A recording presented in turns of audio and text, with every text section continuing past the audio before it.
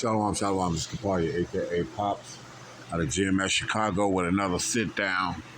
Before I get started, though, like always, I want to send all praises, honor, and glory out to Yahweh, Bahashem, Yahweh Shai, Bahashem, Kakwadash, to the apostles and elders of GMS out of New York and Connecticut. I want to send up honors because they do rule well. For the brethren around the world, pushing this truth, uncut, unfiltered, giving you the good, the bad, and the ugly, the scriptures correctly breaking down the prophecies and interaction. A hearty shalom. For the hopeful elect, I hope this is edifying. For the aquat, the fear and the truth that's listening still.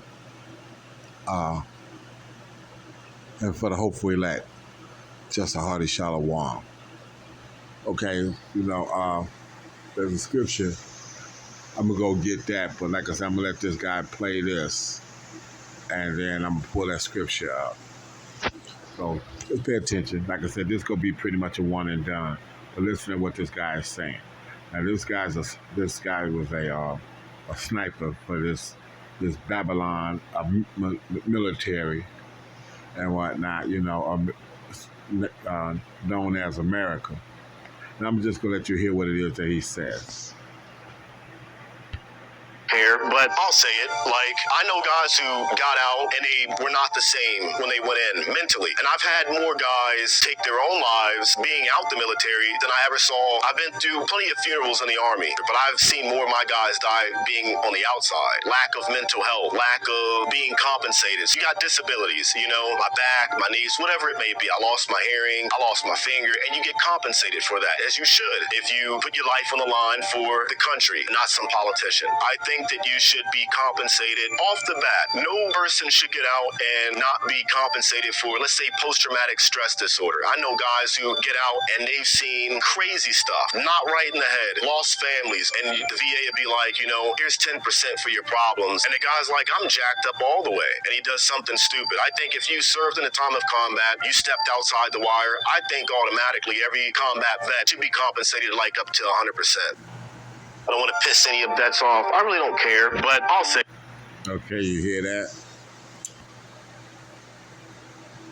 And it's funny, because like I said, I'm ex-military. And I'm going through this thing. I put some statements together and this, that, and the other and submitted. And it was denied. And now I got to let, veteran lawyers and whatnot deal with it. And this, that, and the other. Okay? I'm on a base that had over 100 planes in it. I undercut the number. I said 50 when it was actually more like 100 airplanes. And they want to say that the 1090s, the ringing in my ears, isn't military connected. How the fuck I'm around? How in the hell can I be around over 100 planes? Now, these ain't small planes. I'm talking B-52s and KC-135s. But my hearing loss and the ringing in my ears is not from me being in close proximity to these planes for over, for 2.5 years or so, and then some. See what I'm saying? That type of thing. A sleeping disorder as well in the process of. But y'all got me sleeping. Y'all got me having to go to work 3 o'clock in the afternoon to 11 o'clock at night for 3 days, and then 11 o'clock at night to 7 o'clock in the morning. Okay, so now, when am I supposed to sleep? I get up at 7 o'clock in the morning. I got to sleep during the day, so now my whole melatonin scenario that I walked into the military with, being able to sleep at night, is thrown off. But my sleeping disorder can't be part of that as well. Even though I'm always feeling like I'm in an earthquake when I first got on this base, like I'm in an earthquake because of all the planes that are roaring up and the engines that are being tested and the barracks that I live in and sleep in, being in close proximity to all this jet noise all the time, constantly. You know what I'm saying? So I'm trying to sleep when everybody is geared up and doing their job for 3 days out the week. And then I'm trying to, all my sleeping, you understand what I'm saying? All my sleeping time, for the most part, Okay, I got 3 days from 11 o'clock at night to 7 in the morning when I'm getting off from 3 to 11. But then when I'm off 3 days as well, I'm always around this noise. That's what I'm saying. I'm around this noise constantly, and this is an active base. This is, I've got to fight this to try to get the compensation I'm supposed to get. Okay, so you heard what he said. I'm gonna get a scripture. I'm gonna call it a day with that because this is gonna be short. Okay, so here's the scripture. Sirach 26 and 28. There be two things that grieve my heart, and the third maketh me angry. A man of war that suffereth poverty. A man of war that suffereth poverty.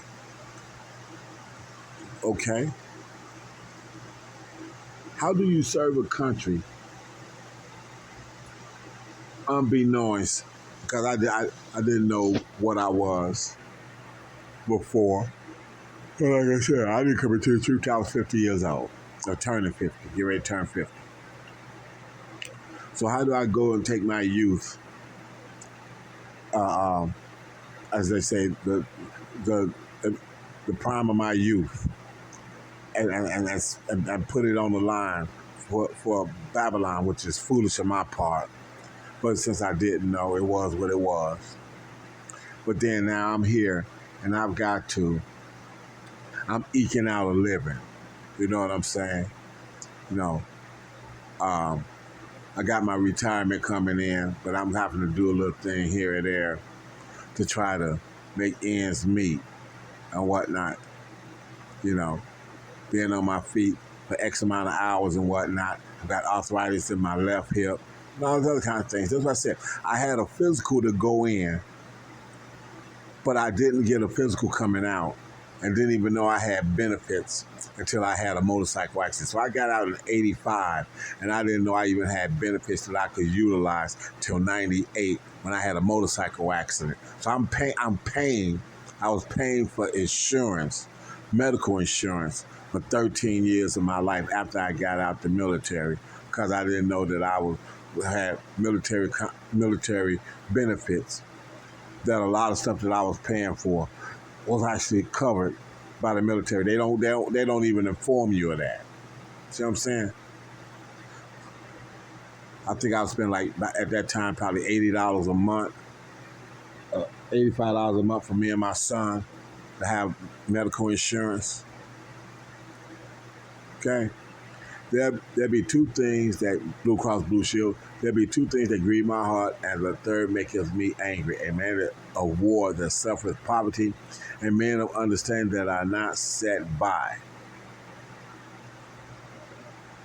The apostles and the elders of GMS, the teachers, the men of GMS, because all men of GMS have got to be able to break scriptures down and this, that, and other. Men of understanding that are not set by, okay? They're not taken care of, you know, okay? And one that returneth from righteousness to sin, okay? The fallouts and the bug outs. And the Lord prepares such a one for the sword. So if you drop this plow, you take your hand off the plow, you got this coming from the Lord. But the main point I'm dealing with is that first one. A man of war that suffered poverty. What the fuck? But this is your enemy, Esau. And this is how he treats you. Okay? And that's why they can't get nobody to join up for their military now. Because when I did it back in the 80s, no jobs. No jobs now. But motherfuckers ain't trying to join this military. They don't watch their uncles and grandfathers and shit come back from the military. And have to go through this shit with no compensation and this, that, and the other. Why the fuck would somebody want to do something for this country? And it's a righteous thing that Yahweh's will is to send his son back Yahweh Shai, destroy all this motherfucking Edomite and other nations, governments, and put them all up under the government of Yahweh Shai here on earth, subject to Yahweh, and put the men, the 144,000 men in charge, all being led by Yahweh Shai and King David, and the order that is going to be sorted out sorted out to. It's a righteous thing. Because this man, this Edomite that's been in power continually now for the past 700 years or so, 700, 800 years, look at how he has ruined the earth since he's been in charge. Going back to the late 1300s and 1400s. Huh? Look at that. Look at it. Look at the state of the condition of the earth with this Edomite being in rulership. He's not worthy of it. So I hope that's edifying to the hopeful elect to see that, like I said, this man is coming out of his power, being pulled down by these words. So for the men that's doing this work, GMS and like-minded affiliates that teach the same thing, teaching what they've been taught, keep pulling down these strongholds and destroying this man's with the words of the Lord, Yahweh Shai. And just let this shit be done.